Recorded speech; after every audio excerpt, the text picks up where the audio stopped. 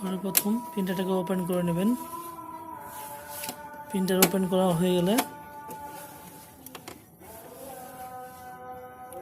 এইভাবে অপশানটা চলে আসবে আপনার। প্রিন্টারটাকে ওপেন করে নিন। এটা হচ্ছে অন সুইচ, এটা অন করুন।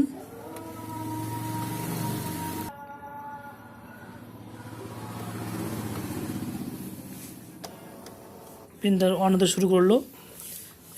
প্রিন্টার অন হলে এটা মুভমেন্ট শুরু করবে। মুভমেন্টগুলো আপনি ডিসপ্লেতে দেখতে পাবেন। যাওয়া আসা শুরু করলে এরপর দেখতে পাবেন ink cartridge installed incorrectly, press down until the click. Ink cartridge দিতে বলছে, আপনি ওকে করলে এটা মিডিলে চলে আসবে। এবার কার্ট্রিজটাকে আপনাকে দিতে বলছে। এখানে চিহ্ন আসবে, এই চিহ্নটা ডান দিকে আছে, এই চিহ্নটা প্রেস করুন। প্রেস করলে এটা অটোমেটিক চলে আসবে এখানটায়। এবার আমি নতুন যেটা নিয়ে এসেছি 372 নম্বরের PM520,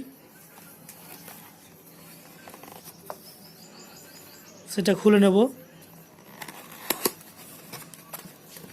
খোলার সিস্টেমগুলো আপনাদেরকে দেখিয়ে দিই। এই দেখুন, এটা ওরা সিল প্যাক করে দিয়েছে 372 নম্বরের।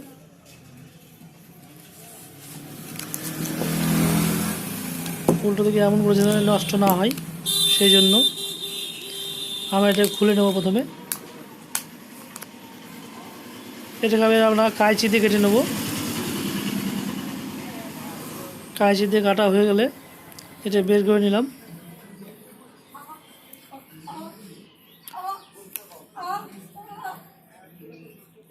উল্টো দিকটা এটা নষ্ট না হয়।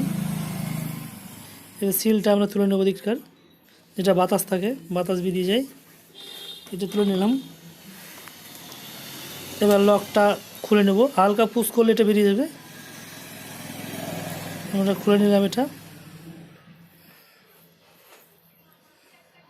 কালিগুলা সঠিকই আছে। 372 নম্বর প্রিন্টার কার্ট্রিজটা, এই কার্ট্রিজটাকে এবার এখানে পুশ করে দেবো আমি। পুশ করার সময় খেয়াল রাখতে হবে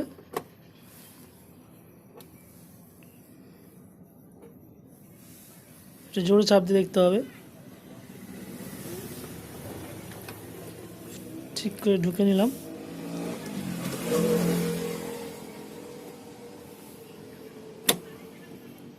আপনি যদি হালকা করে দাবান এটা হবে না, বেশ শক্তি দিয়ে করাতে হবে। এটা হলো না, বের করে নিই আবার। ব্যাস, এবার ঠিক আছে, লগে আটকে গেছে, আর প্রবলেম নাই। এবার স্ক্রিনে দেখতে পাচ্ছেন ওকে করতে হবে। ওকেটা করে যে চিহ্নটা দিয়ে খুলেছিলাম সেটা প্রেস করলেই কাজ শুরু হয়ে যাবে।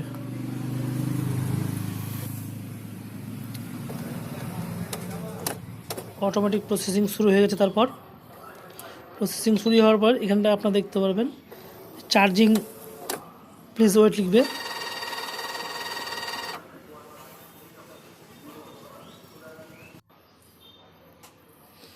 এটার পর কাজ কমপ্লিট হয়ে যাবে, আপনার প্রিন্টার রেডি হয়ে যাবে।